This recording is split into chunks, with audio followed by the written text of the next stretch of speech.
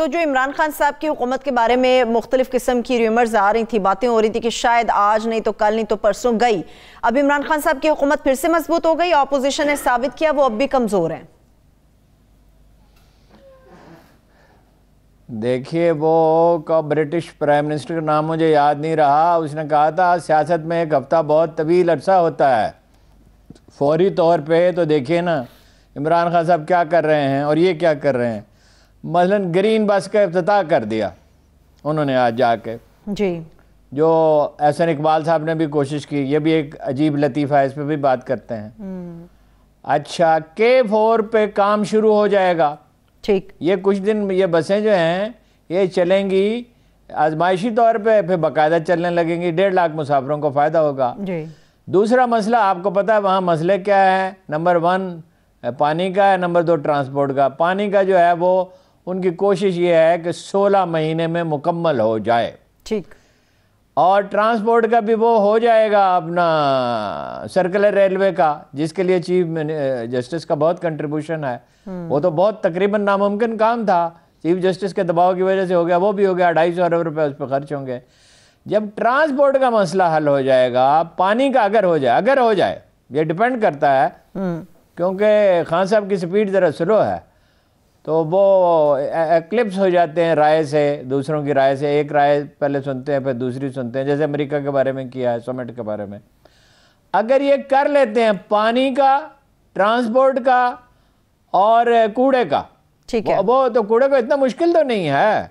अगर वो छोड़ देंगे बिल्कुल मुकम्मल तौर पे, सूबाई हुकूमत जो है यही रवैया इख्तियार करेगी, तो उसके लिए इतना बजट तो नहीं चाहिए, उसके लिए 250 अरब रुपये तो नहीं चाहिए जो पानी के लिए चाहिए और इसके लिए चाहिए। इसके लिए 16 अरब रुपये वैसे चाहिए थे, अब 26 अरब रुपये लगे हैं ग्रीन लाइन पे। तो वो इसकी पोजीशन मजबूत हो गई। जब वो आपस में लड़ पड़ेंगे हलीफ, तो ऑब्वियसली पोजीशन मजबूत होगी। कल खान साहब कोई गलती करते हैं तो उनकी पोजीशन कमजोर हो जाएगी। सही है, ठीक है। लेकिन हारून साहब, पंजाब के हवाले से अगर हम बात करें, पीपल्स पार्टी की जो कुर्बतें काफ लीग के साथ बढ़ रही हैं, माजी में तो इनके बड़े तल्ख तजर्बात रहे इन दोनों जमातों के आपस के इत्तेहाद के हवाले से। अब के बारे में आप क्या अंदाजा लगाते हैं, पंजाब में कोई बड़ी तब्दीली मुतवक्के हो सकती है अगर काफ लीग इनके साथ बैठ जाती है मुकम्मल तौर पर?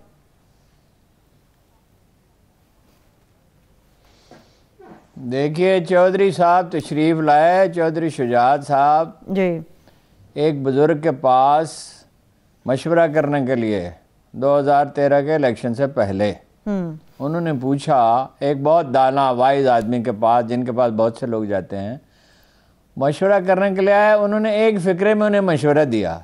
उन्होंने कहा हम पीपल्स पार्टी से अलायंस करें या अलायंस करें इमरान खान से। तो उन्होंने कहा कि अगर तो आपने जाना है वलीमे में तो इमरान खान के साथ अलायंस कर लें, इन दी लॉन्ग रन फिर वही हुआ।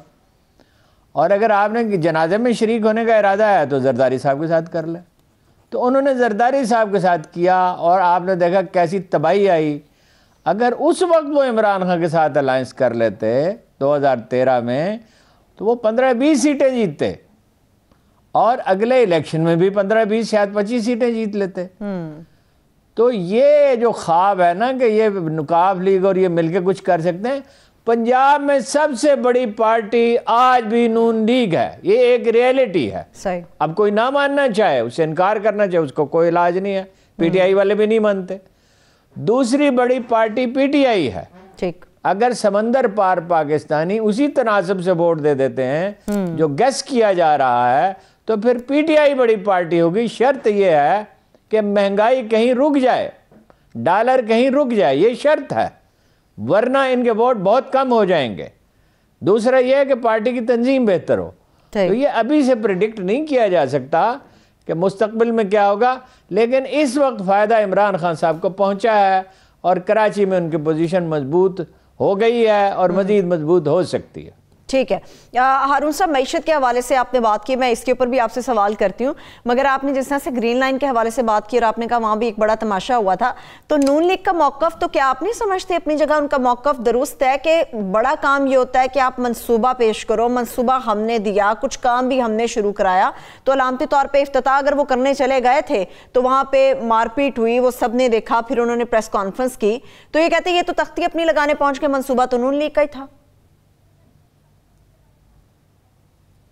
अच्छा, सवाल ये है, एक वाक़या आप मुझे अमेरिका से, बरतानिया से, फ्रांस से, इंडिया से, बांग्लादेश से, कहीं से एक वाक़या आप मुझे बता सकते हैं कि किसी हुकूमत ने कोई मंसूबा बनाया? पहली बात यह है, इनके बाप का पैसा है किसी के भी, ये मुल्क के अवाम का पैसा है, हमने तोहफा दिया है। तोहफा तो वो होता है जब मैं अपनी जेब से खरीद के आपको पेश करूं या आप मुझे दें तोहफा।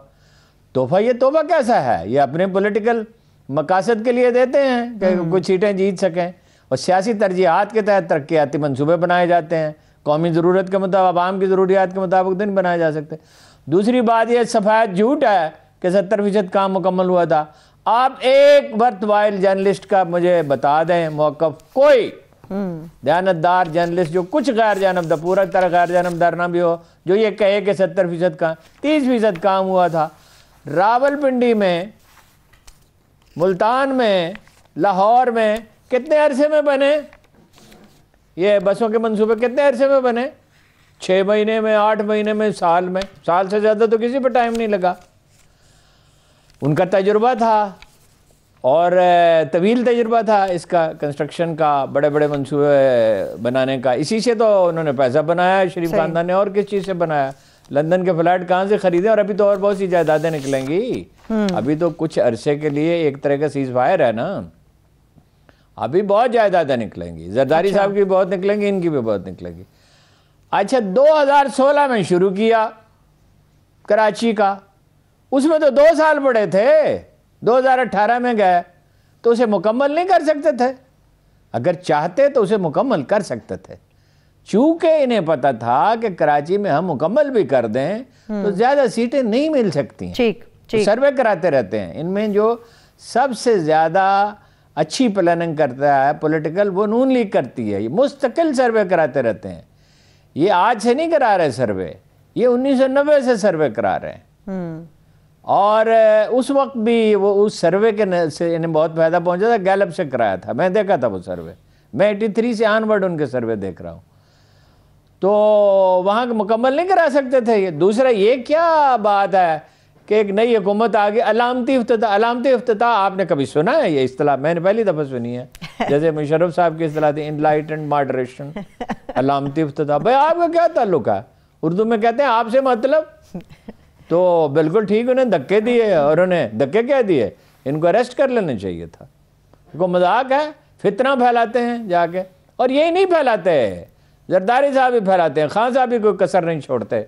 ये एक दूसरे के ज़ाती दुश्मन बन गए हैं। ये सियासत नहीं कर रहे, ये दुश्मनी कर रहे हैं। इक़्तिदार के भी सब भूखे हैं और बाकी करप्शन का भी हाल आपको पता ही है, उसमें मज़ीद क्या करने की ज़रूरत है।